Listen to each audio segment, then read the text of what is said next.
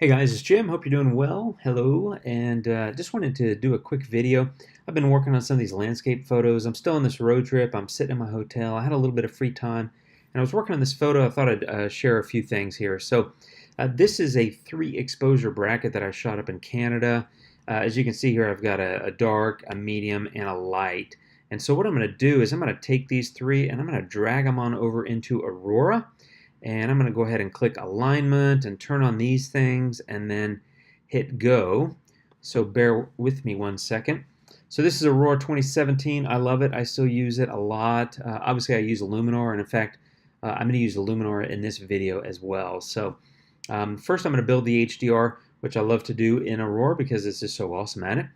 And this should be ready here in a minute. One of the things I wanted to talk about in this video is sort of some tips, if you will, for shooting and editing landscape photos. And I'll be the first to admit, I'm not well known as a landscape photographer. I have my share of landscapes, and I absolutely love to shoot them, but you know, I live in the middle of Texas, right? So it's not exactly a mecca for landscape photographers. But I did go to Canada recently, as you can see here, and that is a mecca for landscape photographers. So I took so many shots, and I got a lot of photos to work on. And this is one of them. So I'm going to do what I can to help here and create this photo and hopefully make it look awesome. So what I'm doing here is I'm going into the tone mapping settings. I just want to take the HDR look down a little bit. It gets sometimes if you're not careful with the HDRs, they'll look a little crunchy, a little too detailed, and I don't want to overdo the HDR look. Also, if you go real far like this, you get really bad halos, and you start getting really kind of grungy looking skies, and I don't want that. I like a smooth, beautiful landscape, and that's what this was. This is Moraine Lake outside of Banff in the Canadian Rockies. So a couple of hours west of Calgary, to put it in you know, on a map for you. Okay, so I've built the base HDR. It's a beautiful scene, I think.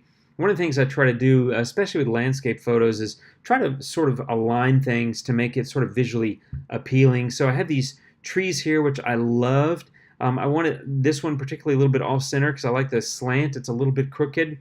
There's sort of the rule of thirds here, and I'm sure you're familiar with that, but not entirely. I use it some in my photography, but I don't use it all the time. I don't want to be married to a rule. I just want to shoot what I think is pretty. And however, it kind of follows the rule of thirds, sort of. There's a line kind of across here. There's a line kind of across here. Obviously, there's another line here. You know, these lines are kind of vertical lines, are kind of in the tic-tac-toe sort of board that rule of thirds would follow. But again, not completely. And the truth is, I don't really care. I'm not trying to follow somebody's rules. I'm trying to make photos that I like. And that's just something that's important to me. So there's that. Now, I've done what I want to do with the tone mapping settings. So if you're in the standalone version of Aurora, you can just click that button right there, and your photo will zip on over towards Luminar. And that's where I like to do a lot of my stylizing and editing of my photos. I love Aurora for building my base HDR, and many times I'll do completely the entire photo in Aurora. But I use Luminar quite a bit as well, and that's what I'm going to do in this photo. So here we are. Now I've got a few filters I'm going to use, and I'm going to keep all this on one layer. It's pretty simple. When you have a beautiful photo, well, that's a personal opinion. When you have a beautiful scene, right? You can't deny. You may not like my photo, but hey, you can't deny that it's a gorgeous scene. When you have a beautiful scene, I want to, you know, make some adjustments to sort of bring it back to how it felt. Maybe not necessarily how it looked, but I don't necessarily want to go crazy. I don't really want to do a, you know, sort of a monstrous color shift or anything like that. I just want to make the photo look pretty. So that's kind of what I'm doing here. I want to bring back some of these golden tones. I'm going to do a little bit of structure in a couple of places and a little bit of tone. And then I think I'm going to go do a little, oh yeah, here we go, HSL and some saturation and vibrance. Okay, so that ought to cover it. So clarity, I'm going to go kind of light. Like I said, I don't want to crunch it up too much because if you go real far, you get that.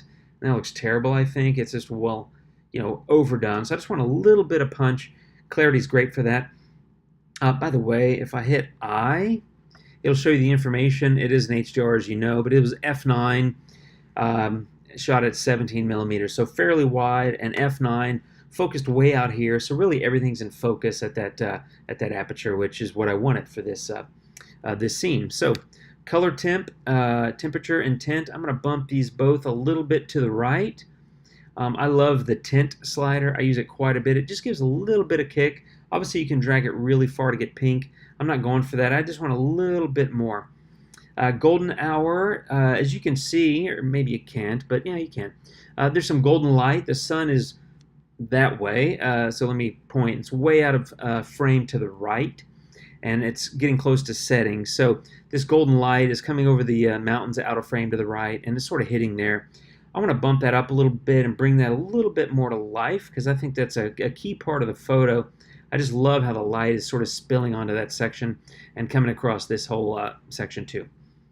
Okay, structure. Same thing with structures with clarity. If you go like this, everything gets really sharp and crunchy, and I don't want that. So I want it at about 20, but I only want it in a couple of spots. So if you hit the brush and then grab the filter, that's the filter mask, as you probably know. And I'm just going to do a little bit of this here. And normally I'd probably go around those treetops, but I'm kind of in a hurry, so I'm just kind of going across the rocks. And I want to crunch up the rocks a little bit here. They're nicely in focus, I think, and they look good when you sharpen them up a little bit. So if you see the mask, there's the mask. I've just added a little bit of sort of sharpening structure, whatever you want to call it, to the rocks, both the distant ones and the close ones. I think that helps a little bit. I don't want everything sharp and crunchy and, high structure or clarity in a landscape, especially skies and water. I think they generally look better when they're smooth. It's a personal preference. I think it works though when you do that. I'm going to add a little bit of contrast here in the tone filter. And if you follow my videos, you'll probably see that I use tone a lot. I absolutely love it, and smart tone right here is just incredible. I love that, and I'm going to actually lift the shadows a tiny bit. I'm kind of evening out the tones and sort of distributing the light more evenly across. I don't want too much shadow here because the photo is really pretty, but I think it looks nice like this. Now HSL, the reason I brought this up is because I think the saturation and the luminance of this green is just too much, right? So I'm going to take that down a bit, something like that, and I'm going to drop the luminance of the green. And you can see, before I did this, let me show you before, it's just too bright for my taste, and especially these trees in the foreground. I like them to be kind of anchoring elements, but I don't want them to be so bright that they're distracting and sort of taking the viewer's attention away from sort of the bigger picture, no pun intended. And so that's kind of how I use that. I love to have natural structure to add lines and some points of interest in a photo. And in this case, because they're up front and they're vertical, whereas the rest of the photo is really a horizontal scene, I think they add a nice sort of counterpoint. I just don't want them to become too distracting. And then saturation and vibrance. Here's one other thing I like to do. In this photo, I'm actually going to take the saturation down. It's the blue in this lake is incredible. It's glacially fed, so you get glacial runoff from these mountains when the snow melts, and all those minerals just make this water just go crazy blue. So it really looks like that. It's incredibly gorgeous. But I think if I drag saturation to the right, we're going to get a little too sort of blue looking. However, you can take the vibrance, which takes some of the more muted colors and gives them a little bit of color pop, whereas saturation will take every color and sort of make it pop. The vibrance, dragging that to the right, basically takes the more muted colors and gives them a little bit of pop. So I think it adds a nice little counterpoint to the other colors like the orange here or yellow, and of course the blue in the lake and the sky, and it keeps them, I think it makes it look balanced, I guess. And that's really all I would do. I mean, I just, in this scene, I'm F9. I focused really far in the distance to get everything in focus at that aperture. I wanted these rocks to be sharp and the distant rocks to have a little bit of sharpness as well. I like the lake and the sky being fairly smooth. You could even add a layer of noise reduction if you wanted to on top of the sky and the water just to create a little bit more smoothness. And the only other thing I might do is, and this is only if you like this, is maybe go add the Orton effect. Now this will counteract some of the things I did here with the shadows and smart tone, but I think it adds a nice kind of romantic sort of look when you do something like that. Now it's more contrasty, deeper shadows, but it's really pretty in my opinion. It works on some photos. I think it works here. It doesn't always work, but if you don't like it, you don't have to like it. I really like it both ways. That's just a personal thing. You may like it without it. You may like it with or whatever. But that's just an example of one reason why I often will edit the same photo 2 or 3 times, because I like to go through and sort of, for lack of a better word, just jack around with it, just because it's fun to do, right? So, and you come up with different things. So that might be a little heavy-handed. You can take it down a little bit, and if you wanted to brighten it, you can do that. Again, it's a little bit of a romantic glow. I think it looks neat, and that's how I would edit this. So hopefully that helps a little bit with your landscape editing. I hope you find some beautiful scenes either when you're traveling or nearby where you live.